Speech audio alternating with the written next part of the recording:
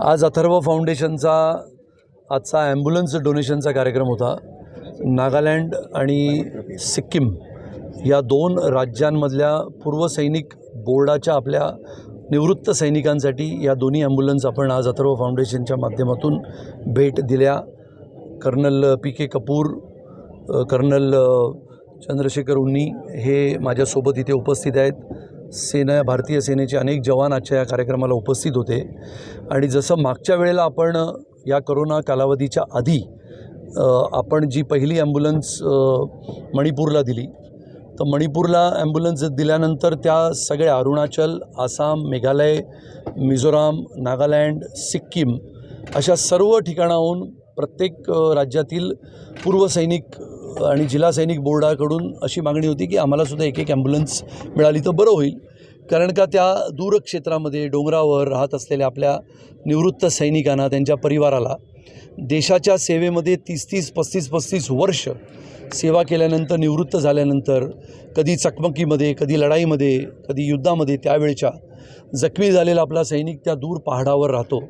आणि मग त्यांना आपल्या आरोग्याच्या सोयीसुविधांसाठी निश्चितपणाने आदरणीय प्रधानमंत्री श्री नरेंद्र मोदीजींच्या माध्यमातून गेल्या 8 वर्षामध्ये ज्याला आपण ईशान्येकडील राज्य म्हणू, त्या सर्व ईशान्येकडील राज्यांमध्ये अनेक गोष्टींचा नव्याने उदय झाला. तरीसुद्धा अथर्व फाउंडेशनच्या माध्यमातून आपण विविध गोष्टी करून आज या ॲम्ब्युलन्स आपण त्या दोन्ही राज्यांच्या जिल्हा सैनिक बोर्डला भेट देण्यात आला आहे. सर, राज ठाकरे अयोध्या दौरा हा एक निस्सीम भारतीय, म्हणजे ज्याला आपण म्हणू की मी भारतीय असल्याचा अभिमान आपल्या सगळ्यांना आहे. आणि सगळ्यात पहिला या देशाचा अभिमान असतो आणि देशाच्या अभिमानासोबत अभिमान असतो तो आपल्या जवानांचा. त्याच्यामुळे या जवानांच्या आजच्या कार्यक्रमामध्ये मी कोणतंच राजकीय उत्तर देणार नहीं. Atharva foundation group of institutions के साथ हूँ तकरीबन 8 साल से, और जो हमारे सुनील राणे जी एक कर्म योगी हैं, ये इतना कर्म करते हैं फौजियों के लिए, और ये तो दूर दराज क्षेत्रों में जाकर जो मार्टियर्स हैं, जो शहीद हैं, उनके परिवारों से मिलते हैं और उनके जो शहीद हो चुके जवानों के बारे में पूरी जानकारी लेके, उनका वीडियो लेके फिर कार्यक्रम करते हम NSCI में वर्ली में, जो 3-4 साल से कर रहे थे, पर अभी कोरोना की वजह से उसमें थोड़ा रुकावट आ गई. नहीं तो हर साल तकरीबन 20-25 हज़ार लोग आते हैं वर्ली में और ये विटनेस करते हैं कि हमारे जवानों ने अपना कैसे अपनी शूरता के साथ देश को आज़ाद रखा है और दुश्मनों के साथ 2-2 हाथ किए हैं.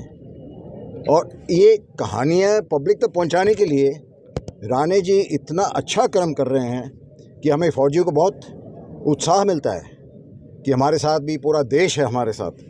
और जो फ़ौजी बॉर्डर पे है, अभी मैं भी सिक्किम में रह चुका हूँ, जो सिक्किम में भेजा इन्होंने एम्बुलेंस, वहाँ मैं 22-24 हज़ार फुट पे था और टेम्परेचर था -20 और कोई ऑक्सीजन बहुत कम होता है.